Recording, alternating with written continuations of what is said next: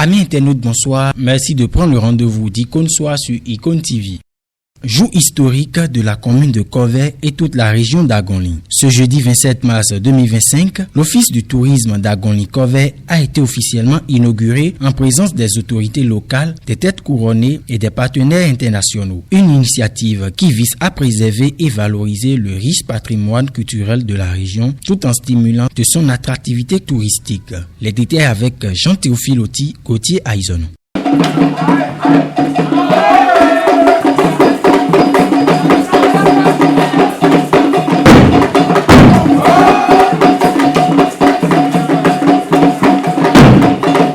C'est une nouvelle ère qui s'ouvre pour la commune de Covey et toute la région d'Agonly. En présence des autorités politico-administratives et fils et filles ressortissants de la localité, l'Office du tourisme d'Agonly-Covey, officiellement inauguré ce jeudi 27 mars 2025. Ce pas géant vers la valorisation du patrimoine culturel local est porté avec fierté par les autorités communales et leurs partenaires internationaux.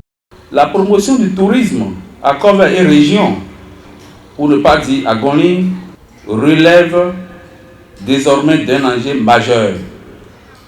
L'Office du tourisme s'emploiera alors à participer au processus de développement durable en s'appliquant pour l'atteinte efficiente de ces objectifs qui consistent, entre autres, à l'élaboration et à la mise en œuvre de la politique communale, pour ne pas dire régionale, du tourisme et des programmes communaux de développement touristique, notamment dans les domaines des services touristiques, de l'exploitation des installations touristiques et de loisirs, des études, de l'animation des loisirs, de l'organisation des fêtes et manifestations culturelles et cultuelles.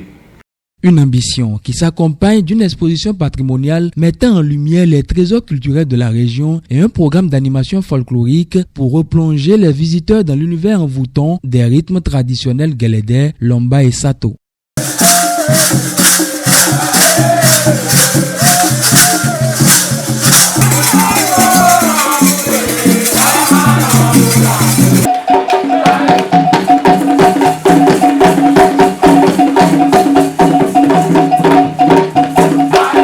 Ce projet est aussi le fruit d'une coopération internationale dynamique. La province belge de Luxembourg et la ville de Saint-Tron, communes partenaires, ont activement contribué à sa concrétisation. Une véritable joie d'être ici aujourd'hui pour l'ouverture de ce service touristique et pour célébrer ensemble le vernissage de cette remarquable exposition photographique et patrimoniale. Nous n'avons pas seulement découvert les trésors et le potentiel touristique de ce territoire, mais nous avons également été touchés par la chaleur humaine. Cette chaleur symbolise l'accueil généreux et la convivialité des habitants, des qualités que nous chérirons à notre retour à Saint-Tron. Nous espérons sincèrement que ce nouveau service touristique deviendra un véritable phare pour la région, attirant un nombre croissant de visiteurs désireux et de découvrir et de partager la richesse culturelle, culinaire, touristique et humaine de cette région. Un partenariat qui va se poursuivre à travers les échanges culturels et des actions de promotion du patrimoine béninois à l'international. L'Office du tourisme de Covey devient ainsi le 4e officiellement opérationnel au Bénin après ceux d'Abomey, de Ouidah et de Porto Novo. Une avancée majeure pour la préservation du patrimoine culturel national. La présente exposition qui nous réunit et qui reste une quête permanente du président Talon est internationale. Les photographies que nous avons visitées aujourd'hui ont été exposées en septembre 2023 au Palais d'Alon dans la province belge de Luxembourg. Après leur succès éclatant, elles ont été exposées dans la commune de Tournai, toujours en Belgique. Les voilà aujourd'hui à Covey pour une exposition permanente. Parce qu'avant, elles étaient en itinérance. Aujourd'hui, elles vont rester définitivement à Covey.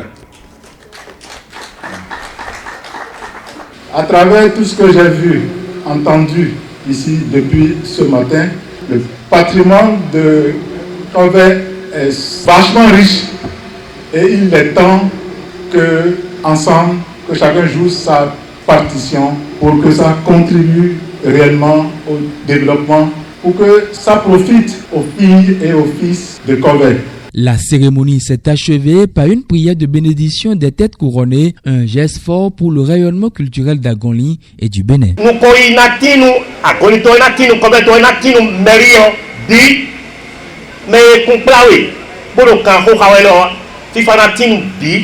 Les dates des examens et concours scolaires ainsi que des tests de recrutement pour l'année 2025 sont désormais officiels. Dans un arrêté conjoint signé par les ministres en charge de l'éducation, ces dates sont fixées et les probables candidats savent à quel sein se vouer. Salomon Yansoum. Le calendrier national des examens, concours et tests d'entrée dans les écoles au titre de l'année 2025 est dévoilé au grand public. L'arrêté interministériel en date du 27 mars 2025 a été signé par la ministre de l'Enseignement supérieur, Eleonore Yaïla Dekan, le ministre des Enseignements maternels et primaires, Salimane Karimou, et la ministre de l'Enseignement secondaire, technique et de la formation professionnelle par intérim, Véronique Toye-Fodé-Mewanou. Selon cette note, le certificat d'études primaires CEP session normale se déroulera du 2 au 5 juin 2025, du 10 au 12 juin 2025. Ce sera le tour de l'examen du brevet d'études du premier cycle BEPC session normale de juin 2025. Quant à l'examen du baccalauréat section normale, il se déroulera du 16 au 19 juin 2025.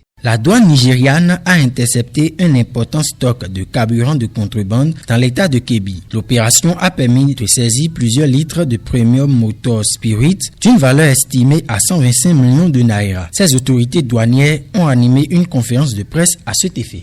3 camions de marque Scania immatriculés au Bénin transportant de l'essence de contrebande sont arraisonnés par les douanes nigérianes le mardi 25 mars 2025. La quantité d'essence saisie s'élève à 125 000 litres. Les camions ont été interceptés dans une zone sous surveillance depuis des jours, selon le contrôleur général des douanes nigérianes, Bashi Adewale Adeyini. De plus, les douaniers ont saisi 805 bidons de 25 litres chacun dans plusieurs foyers de contrebande dans des localités proches de la frontière avec le Bénin. Vague de licenciements et restauration massive du ministère de la Santé américain. Selon les médias américains, la vidéo a tourné en boucle toute la journée dans les différentes agences du ministère de la Santé. Le ministre de la Santé américain Robert Kennedy Jr. a annoncé une restructuration majeure de son ministère entraînant le licenciement de 10 000 employés et la suppression de 10 000 autres postes via des départs volontaires et des retraites anticipées. Cette réforme réduisant les effectifs de 82 000 à 62 000 employés survient alors que les États-Unis font face à une résurgence de la rougeole avec plus de 380 cas et 2 décès. Critiqué pour sa gestion de cette crise, Robert Kennedy Jr. défend une réforme visant à réduire la bureaucratie et recentrer le ministère sur la lutte contre les maladies chroniques.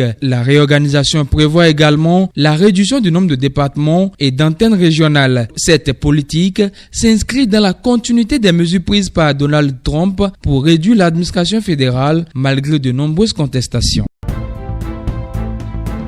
La célébration des joueurs du Real Madrid après leur qualification contre l'Atlético de Madrid en 8e de finale de la Ligue des Champions fait polémique. L'UEFA a ouvert une enquête contre Kylian Mbappé, Vinicius Junior, Antonio Rudiger et Dani Ceballos pour comportement indécent au Metropolitano. Selon la presse espagnole, ces joueurs auraient provoqué les supporters adverses après la séance de tir au but. L'instance européenne du football examine les images avant d'éventuelles sanctions disciplinaires. Si la décision est confirmée, le Real Madrid pourrait être privé de certains cadres lors du quart de finale aller contre Arsenal prévu le 8 avril. Pour l'instant, l'UEFA ni le club madrilène n'ont commenté l'affaire.